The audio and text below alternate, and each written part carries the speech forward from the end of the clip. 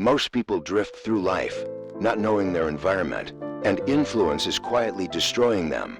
Without long-term thinking, every decision feels urgent, and you lose inner stability before you even realize it.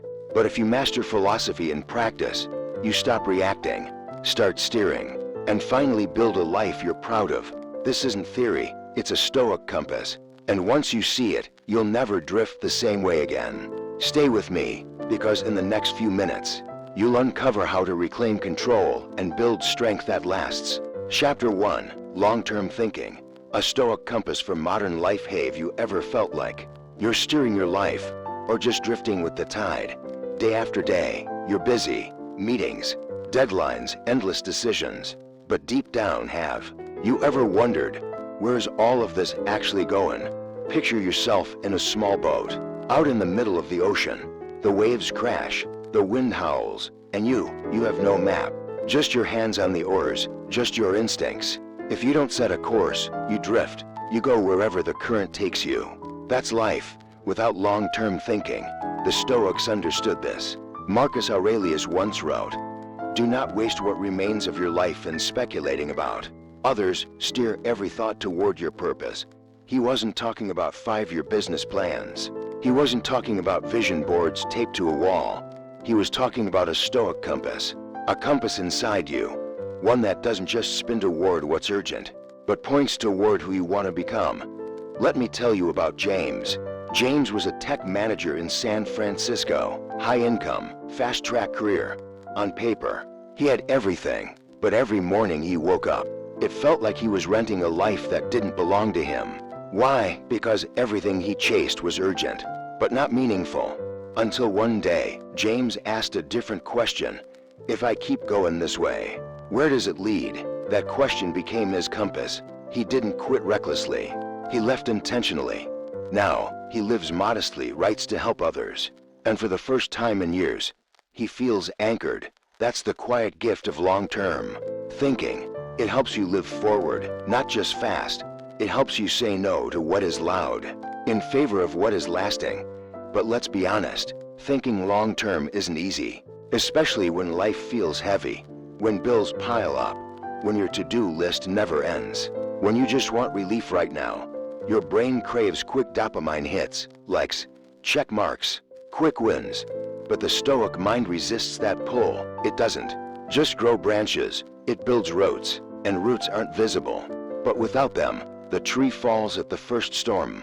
So let me ask you, what are you doing today that your future self will thank you for?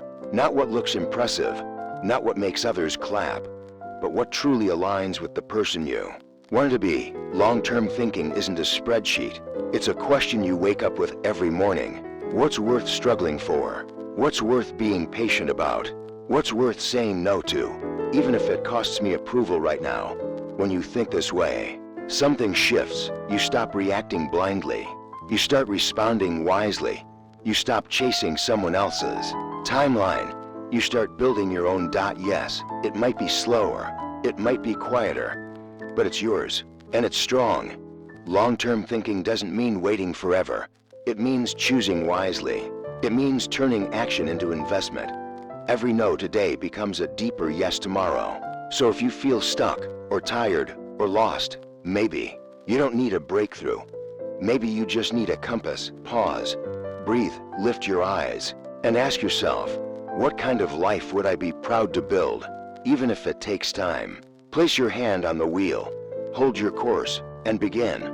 Chapter 2, Unlimited Learning. You're always a draft becoming whole. Have you ever looked back at who you were 5 years ago and almost smiled at the things you used to believe, at the choices you made, at the words you said with such certainty? And now, here you are, older, maybe wiser, but still unfinished. Here's the truth. You are not a final version. You are still a draft. And the moment you accept that, you gain power. We live in a culture obsessed with rival. With the moment you can finally say, I've made it. But what if the truth is, you never really arrive? Because unlimited learning isn't a stage. It's a posture. It's not about reaching a finish line. It's about walking through life with curiosity instead of arrogance, with openness instead of pride. The Stoics knew this. Epictetus once said, "It is impossible for a man to learn what he thinks he already knows." That's it. The greatest barrier to growth isn't age. It's not your job. It's not your past.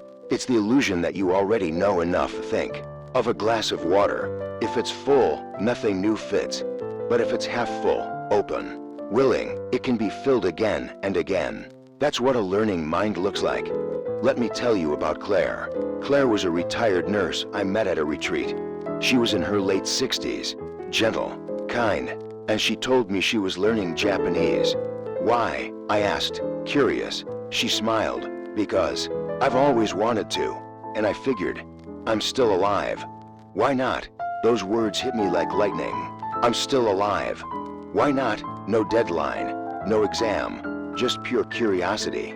That's the mark of a true learner, not someone studying for a test, but someone studying for life. Because here's the reality, the world is moving fast. If you're not learning, you're not just standing still, you're falling behind. But more importantly, if you're not learning, you're shrinking. Your adaptability, your resilience, your confidence, they don't grow when things stay the same. They grow when you keep growing. So let me ask you, when was the last time you learned something new on purpose?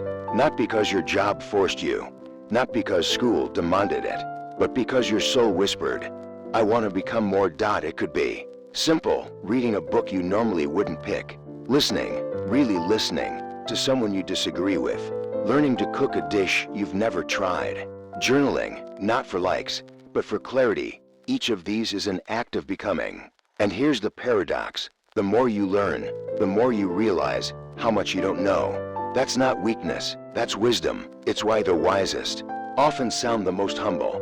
They've seen the vastness of what they don't know.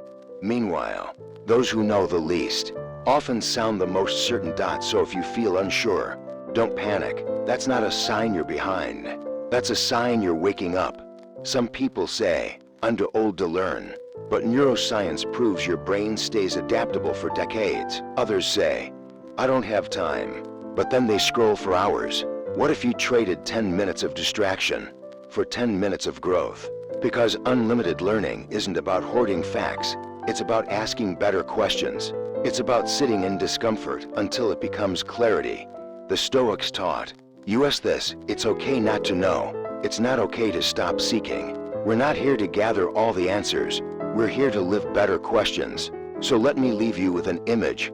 Picture yourself as a sculpture, not carved from marble, but shaped from clay, soft, flexible, human.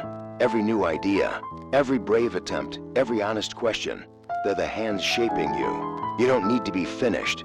You just need to stay open. Because as long as you're alive, you are not complete. You are still becoming. And that is the gift. Chapter 3. Choose your circle wisely, because thinking is contagious. Picture this. You're sitting in a cafe. The light is soft, the coffee warm. Across from you is someone with a gentle smile, but sharp, bitter words. They complain about their boss, their partner, the world. And slowly, you start to nod. Not because you agree, but because it's easier. Resistance takes effort. And little by little, their storm begins to seep into your sky. That's how environment and influence works, not through arguments or books, but through presence, through tone, through repetition. Because thoughts are contagious, we like to believe our minds are immune, that our beliefs are independent. But the truth is, proximity is power. It's like sitting next to someone who's smoking. You don't need to light your own cigarette to feel it in your lungs. The smoke reaches you anyway. And the same is true for negativity, for fear, for smallness. You don't have to be toxic to be affected. You just have to sit too close for too long. The Stoics knew this deeply. Marcus Aurelius surrounded himself with mentors who didn't feed his ego, but challenged it. Because he knew who you walk with determines where you go. The people around you are always doing one of two things, sharpening your mind, or dulling it, lifting your character, or draining it. Let me tell you about Michael. Michael was a gifted designer, visionary, driven, but he felt stuck, burnt out, not because he lacked skill, but because his circle made him doubt it. They mocked ambition, dismissed learning, used sarcasm to hide their fear of change. And every time Michael tried to grow, they pulled him back down. Until one day, he asked himself, why am I trying to fly with people who are afraid to leave the ground?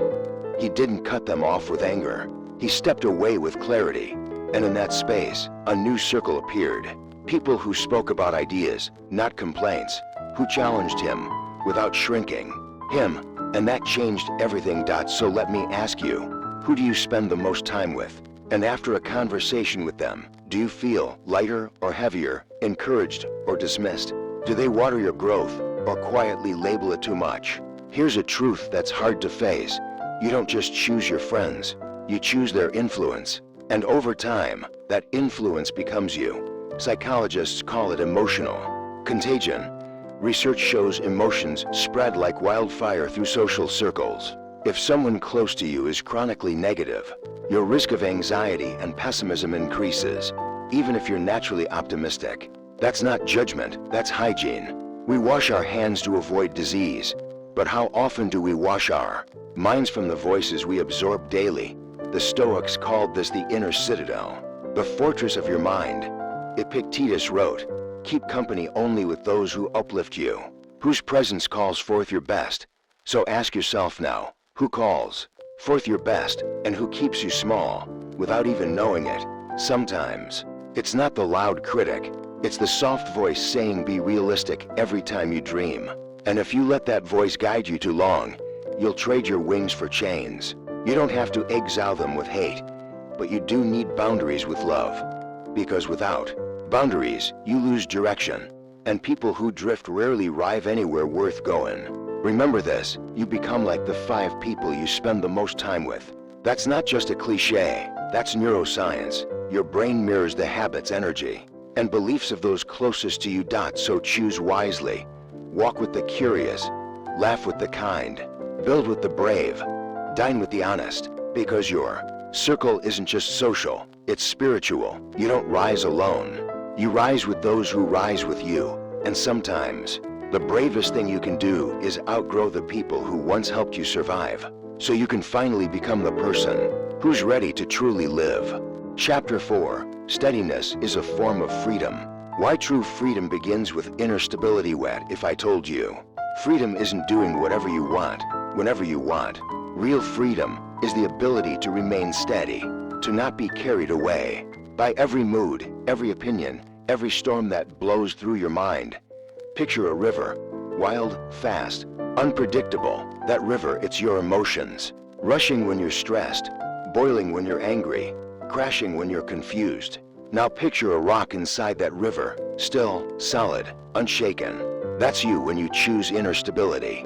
When you anchor yourself in steadiness instead of reactivity. We often mistake freedom for permission. The permission to lash out, to vent, to react in the heat of the moment. And yes, emotions are valid, but they don't always deserve control. You've felt it before. That sting after a comment, that urge to snap back, to prove yourself, to explain, to attack. But what if, in that pause between feeling and reaction, you discovered your true power? Because steadiness is not suppression. It's not pretending you don't care. It's the quiet strength of feeling everything deeply without letting it control you. The Stoics didn't teach this as abstract philosophy. They taught it as survival. Marcus Aurelius ruled the most powerful empire in the world, yet wrote in his journal like a soldier battling his own mind. He reminded himself, you have power over your mind, not outside events. Realize this, and you will find strength. His true throne wasn't marble, it was steadiness. And yet, look at our world today, a culture that celebrates outrage, rewards extremes, and feeds on reaction. Scroll for 10 seconds, you'll see it. Someone yelling, someone crying, someone proving. But in all the noise, where's the stillness? Stillness itself has become rebellion. Because when you refuse to be baited, when you choose not to be offended by every offense, you reclaim something sacred, yourself. Let me tell you about Sarah. She worked at a high-pressure tech firm. Deadlines, egos, chaos, and her boss, blunt, sometimes cruel, especially in meetings. Most people argued, shut down, or matched his tone. Sarah didn't. not because she was passive, but because she had trained her mind. Instead of reacting, she asked questions. Instead of defending, she clarified. Instead of getting loud, she got clear. Her emotional steadiness was magnetic. Leadership noticed, not just her skills, but her stability. She didn't rise because she demanded attention. She rose because she didn't need it. That's the paradox of steadiness. You don't seek control, but you gain trust. You don't push to dominate, but you're respected. And isn't that what we all crave? Not noise, not drama, but peace, that grounded feeling that holds us steady when life shakes. But here's the truth. Peace doesn't arrive from the outside. It's built slowly, quietly, from habits, reflection, and discipline. And it begins with one decision. Stop outsourcing your emotions. You're not free if someone else's bad mood can ruin your day. You're not free if criticism paralyzes your progress. You're not free if praise is the only thing keeping you going. Freedom is inner governance. So how do you build it? Start by noticing your triggers. What knocks you off balance? Being misunderstood, being ignored, being told no. Those triggers aren't enemies. They are invitations, teachers. Every time you're provoked, ask yourself, what part of me still needs reassurance? What truth am I forgetting right now? Maybe it's this: your worth is not up for debate. Your value isn't measured by likes or applause. Your path doesn't need to make sense to anyone, but you dot so next time you're provoked. Imagine this: you're standing in a storm. The wind howls, people shout, the world spins. But inside, there's a quiet room, and you hold the key. That room is clarity. It is yours. It is always available. You don't ignore the storm. You just choose not to live in it. That is steadiness. That is freedom. And life will test it. You will face betrayal, loss, injustice. The question is not will storms come. The question is, will I let the storm enter me? Freedom is not getting everything you want. It's not even happiness. It's holding true to your values, even when happiness walks out the door. It's being the same person, praised or punished, celebrated or unseen. The Stoics were not emotionless. They loved, they grieved, they felt, but they made one powerful distinction. Emotions are visitors. Values are home. So when anger burns, when rejection stings, don't numb, don't run. Stand still. Name the emotion. Feel it. Then choose. That space between feeling and choosing, that is where freedom lives. And in that space, you become unshakable, not invincible, but anchored. You become the eye of the storm, the still point in a spinning world, the one who doesn't shout louder, but speaks clearer. So remember this: the freest person in the room is the one who doesn't need to prove anything. Be that person. Let your calm be your courage. Let your steadiness be your strength. And let your life, not your anger, be your loudest response. You see, life is not just waves carrying us away. Without long-term thinking, we drift. Without inner stability, we get tossed around by every storm of emotion. Without the right environment and influence, our minds slowly get colored by others. And only with philosophy and practice can we truly take the wheel of our lives.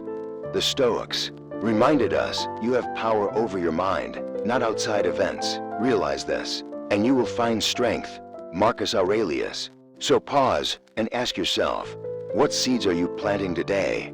For your future self, are you building roots, or just rushing to grow branches? Are you surrounded by people who lift you, or those who quietly pull you down? Remember, peace is power, silence is strength. Live deliberately. And you're not walking this path alone. You're not walking this path alone. That we are a community of people training together, seeking clarity, peace, and strength through Stoic philosophy.